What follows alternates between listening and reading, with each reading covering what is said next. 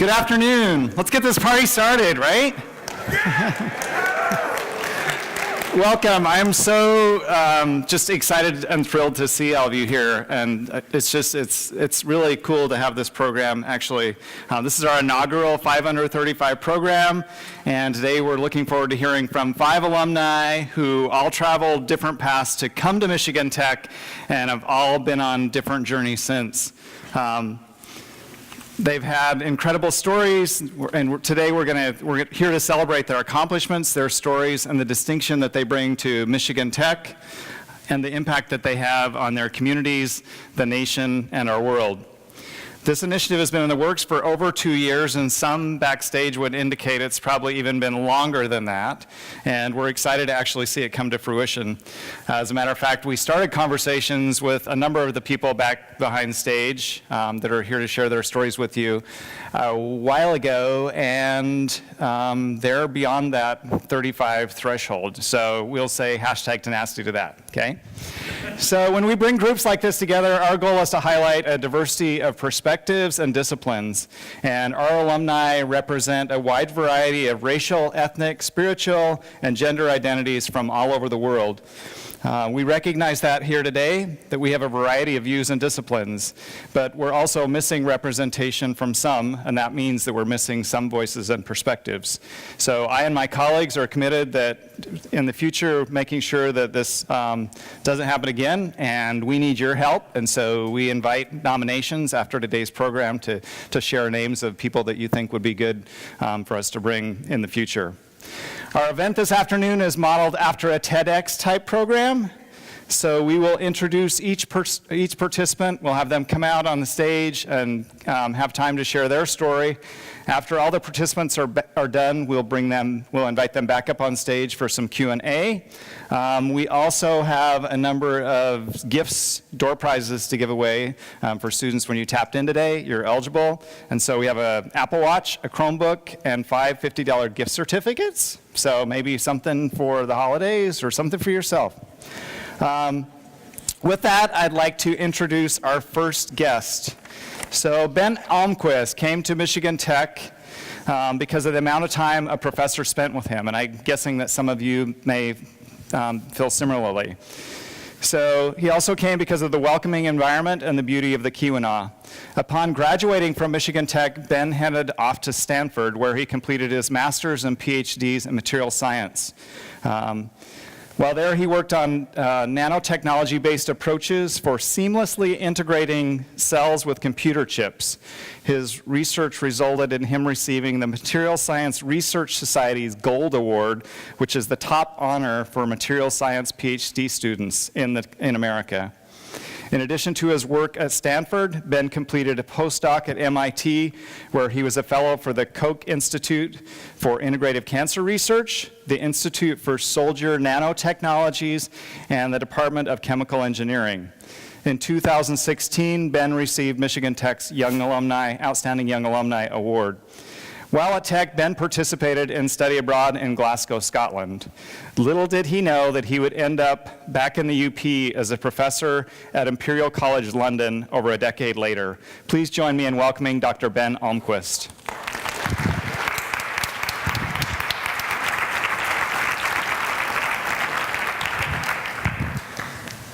Hi, it's really great to be back. It's a bit surreal to be standing up here now. I can honestly say I never expected to be back here. So when I was asked if I would be interested in helping out with this event, I don't think I could have said yes any faster.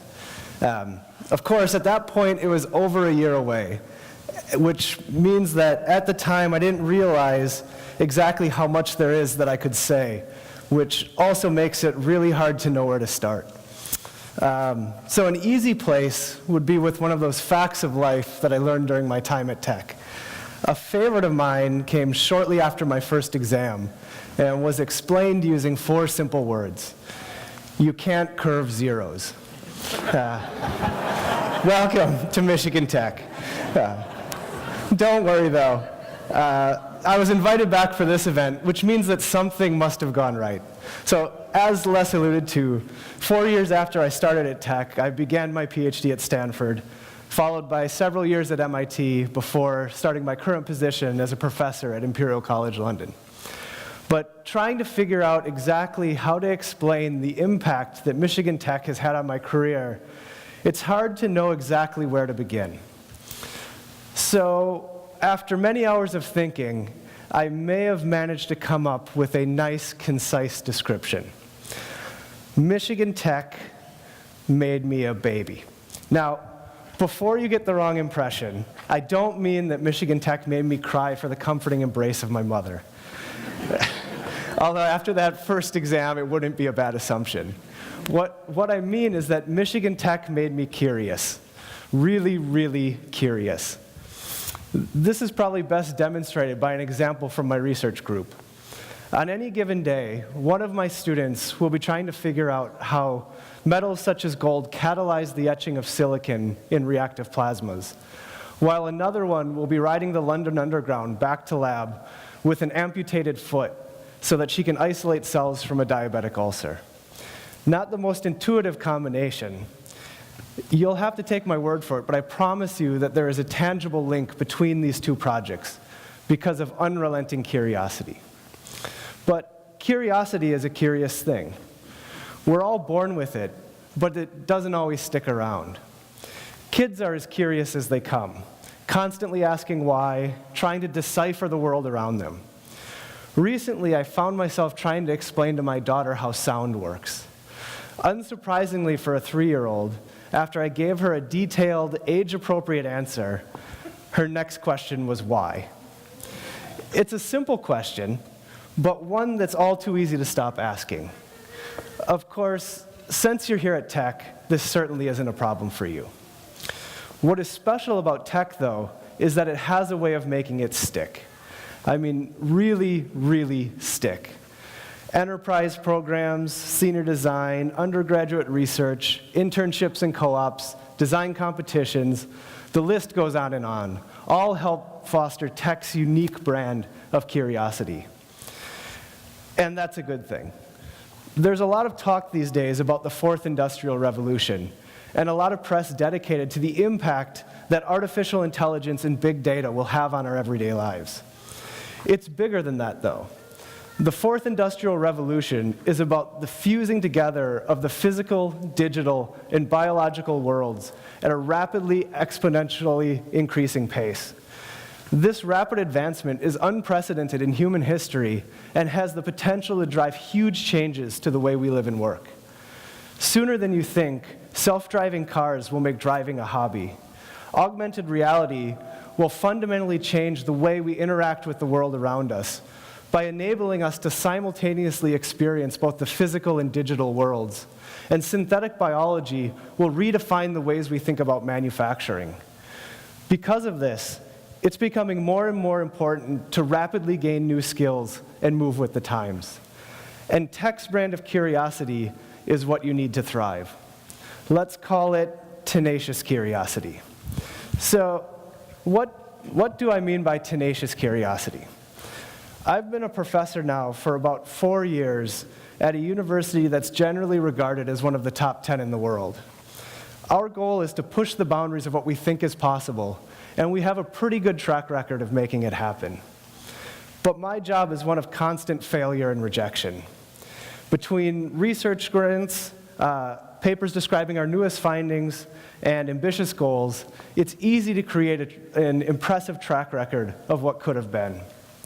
I'll spend months devising the perfect plans for my newest ideas, send them off for review, only to hear back 6 months later about why they won't work, why they're too ambitious, and why an existing technology is good enough. In such an environment, it's easy to become discouraged, to take the less ambitious path and avoid failure. It's at this moment where tenacious curiosity is so valuable. It's that drive when somebody tells you that it can't be done, to take the more difficult path and convince yourself and everyone else that you need to convince to do it that it can be done. I've been using it since I left Michigan Tech, starting with my PhD at Stanford. The goal of my PhD was to develop a method to seamlessly fuse silicon-based nanodevices with neurons. The idea was simple. Take the guidelines that nature uses to integrate proteins into cells, but instead use nanofabrication to adapt these guidelines to silicon. I started out in this project, and a short while later, I had some very preliminary data suggesting that it might work. Several years went by, and I still only had this very preliminary data. Around this time, I had the opportunity to speak with a couple of world-renowned scientists who were in areas of research related to mine. They were pretty much true titans of the field. They both independently came to the conclusion that while the idea was interesting, it wouldn't work. Not exactly the kind of encouragement you want to get as a grad student. But then Tenacious Curiosity took over. And despite my best effort, I couldn't convince myself that it wouldn't work. Instead, I convinced myself to approach the problem from a different perspective. And shortly thereafter, results started to click and things started to flow. Several papers, patents, and awards later, I finished up at Stanford, and it was time to move on. This is where a different aspect of Tenacious Curiosity comes into play. You need to find people who share it, or at least tolerate it, and are willing to take risks. When I left Stanford, I wanted to completely change fields. My curiosity was driving me from nanofabrication to tissue engineering. Despite having no experience in the field, I found an inspiring mentor who gave me the opportunity to follow my curiosity and lead a project in wound healing. So I moved to MIT, where for 3 years I learned all I could about wound healing and biomaterials before making the jump to Imperial. At Imperial, it was time to start my own research group. I now have fabulous group members who come from all over the world, bringing unique insights, opinions, and skills, and sharing a desire to go big, to tackle ideas that have the potential for transformational impact. One of these ideas is that we want to develop methods to grow tissues by simply using materials. Ideally, these are cheap materials that are not constrained to use in the developed world. When I was at MIT, I spent a lot of time developing biomaterials to deliver powerful proteins to heal wounds that don't want to heal. This strategy has a lot of benefits, but I kept asking myself, what's next? What would really change the way we approach this problem? So I started learning all I could about how our bodies naturally use materials to heal. But I didn't stop there. I started learning about frogs, fish, salamanders, worms, and this fascinating creature called the African spiny mouse. These animals are all masters of regeneration. And I also started learning about the newest ways we can build materials from the bottom up. In the end, I had an idea that I was convinced would unlock exciting new possibilities. And the idea was simple.